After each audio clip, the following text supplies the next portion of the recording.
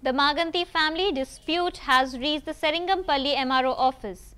Malini Devi, the first wife of Gopinath Maganti, raised objections over issuing a family member certificate to Sunita, Gopinath's second wife. The Seringampalli MRO has initiated an inquiry into the matter. Family members appeared before the MRO. Representing Sunita's side was her second daughter, while from the first wife's side, her son Tarak Pradyugya attended. According to Sunita's lawyer Lalita Reddy, the dispute revolves around the issue of Gopinath Maganti's family certificate. She stated that even in the Assembly Secretary's issued spouse card, only Sunita's name was mentioned as Gopinath's wife.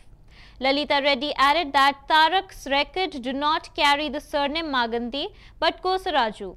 In contrast, all documents of Gopinath and Sunita's children, Aadhaar, voter ID and others carry Maganti as the family name and list Gopinath as the father.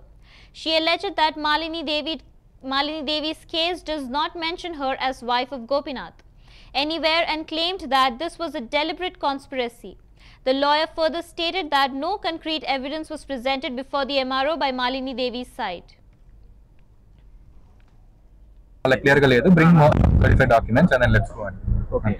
My side lo ma amma garu ma nanamma. I have no comments and I don't have any expertise in all the legal political documentation or anything about affidavits, so I don't know about those things. And I was not of the age also.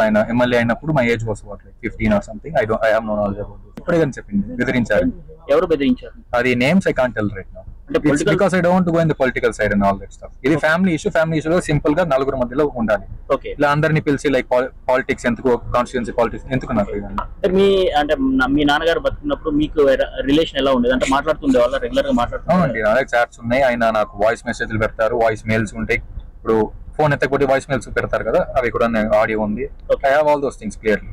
Gopinath గారు చనిపోగానే ఇక్కడ family member certificate Maganti Sunitha గారు పిల్లలు తీసుకోవడం జరిగింది.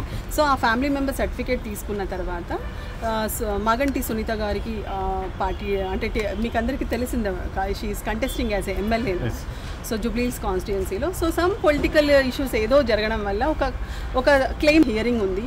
ఇప్పుడు మాగంటి సునీత గారి పెళ్ళి 2000 సంవత్సరం 2000లో గోపీనాథ్ గారితో జూలై 2000లో తన పెళ్లి జరిగింది. 25 సంవత్సరాల సుదీర్ఘమైన జీవితాన్ని తను మాగంటి గోపీనాథ్ గారితో గడిపారు.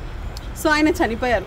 ఈ 25 సంవత్సరాలలో కూడా మీకు అందరికీ తెలిసిందే, మీ అందరిలో ఉన్నవారే మాగంటి గోపీనాథ్ గారు.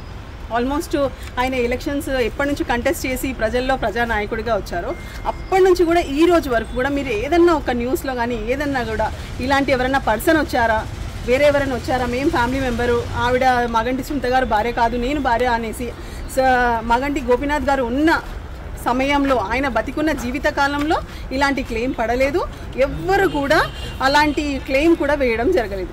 కానీ ఆయన చనిపోయిన తర్వాత ఏదో రాజకీయపరమైన ఉద్దేశాలను పెట్టుకొని ఎంతో బాధతో భర్త చనిపోయిన బాధలో ఉన్న మాగంటి సునీత గారు డే 1 ఆఫ్ ది మ్యారేజ్ నుంచి ఆయన చనిపోయే వరకు మీరు అందరికీ తెలుసు, ఈవెన్ మాగంటి గోపీనాథ్ గారు చనిపోయినప్పుడు కూడా ఆయన లాస్ట్ రైట్స్ కానీ ప్రతి ఒక్క విషయంలో కూడా మొత్తము మాగంటి సునీత గారు, మాగంటి అక్షర గారు, మాగంటి వాత్సల్య గారు, మాగంటి దిశిర గారు వీళ్ళు ఫ్యామిలీ మెంబర్స్.